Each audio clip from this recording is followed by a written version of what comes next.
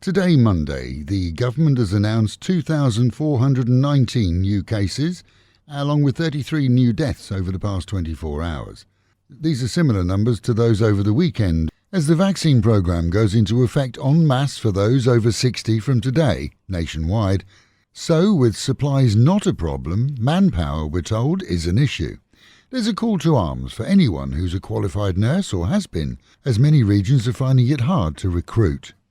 In Petchaburi province, 165 more factory workers have been so far failing COVID testing at the Calcomp Electronics, where total patient count is said to be around 6,000 over the last 20 days. With a total of 14,000 employees, more testing and quarantine is in place. Chances are that the tourism golden goose is likely to turn bronze, at least for a while. This as plans are being mooted regarding visitors to Phuket, allowing them to be on the island but not leave for 14 instead of 7 days, staying in approved hotels and resorts and not at their own or rented homes. This, we're told, is due to the national quarantine regulations, which can't easily be amended in length for any particular region. Raids on the home of a Bangkok gold shop operator who's sidelined in weapon sales has revealed a further 78 guns along with a stash of ammunition. He's the man arrested last Wednesday when more guns were discovered in his shop. The 43-year-old is likely to have been named by others previously raided and faces decades in jail. A former Thai Air Force pilot who was the last living to have been a part of the short-term defence of the country against the Japanese during World War II has passed away at the age of 102. He'd been a part of the Almanau beach defence in Petchaburi back in 1941, which saw 42 local military and police killed, and was prior to the virtual occupation of the country by the Japanese, who subsequently vilely abused POWs, along with locals and Malaysians, in a disgusting manner in their quest to build a railway from Burma through to the ocean.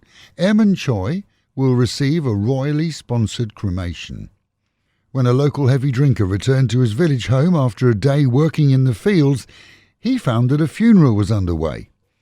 A check of the standard photograph next to the coffin woke him up, though, as it was of him.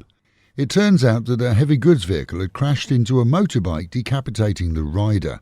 With the man having been missing from home for a few days and assuming that he was on a bender, his father identified the body as his son. The body was duly returned to the local hospital and the real family subsequently notified. It seems that the truck company had paid for the funeral, and in good faith the now living man's family were forwarding that sum to the genuine family of the dead man. Meanwhile, at home and in our own province, the Governor's office at the weekend issued a closure order on an ice-making factory supplying retailers and restaurants. This after staff there failed COVID testing. In Sriracha, a local village is up in arms after claims that a business sent a bulldozer in to level what's been a horticultural farmstead. A 64-year-old local farmer complained to police, as others prevented the bulldozer from leaving the scene. The farmer claims land ownership, going back generations. The digger driver claims he was only doing the job he was paid to do by a large company, which he thought owned the land. Either way, the story will no doubt have a few twists. There's been no word so far from the company. The number of homeless in the city has drastically increased to the point that police are now wary of moving them on from their adopted sleeping places, which comprise of shop doorways, benches, underpasses and even the beach.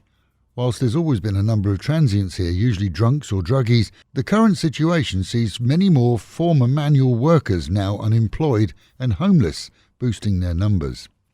And Pattaya's annual marathon has for the second year been cancelled to avoid an influx of outsiders into the region. Normally thousands run in the popular event, but with no chance of overseas entries and no desire to see crowding, it's 2022 for the runner's next event. And with the reminder, mitts, masks and meters, wash your hands, wear a mask and keep social distancing. And the Met Office promising highs today of around 34, dropping down to 30, a clear day but with the odd chance of rain. Local and national news today from Fabulous 103 FM and Fabulous Pattaya Media Group. And to get a notification every time we release another bulletin or programme, like and subscribe to our channel, Fabulous Pattaya Media Group, by using the link below.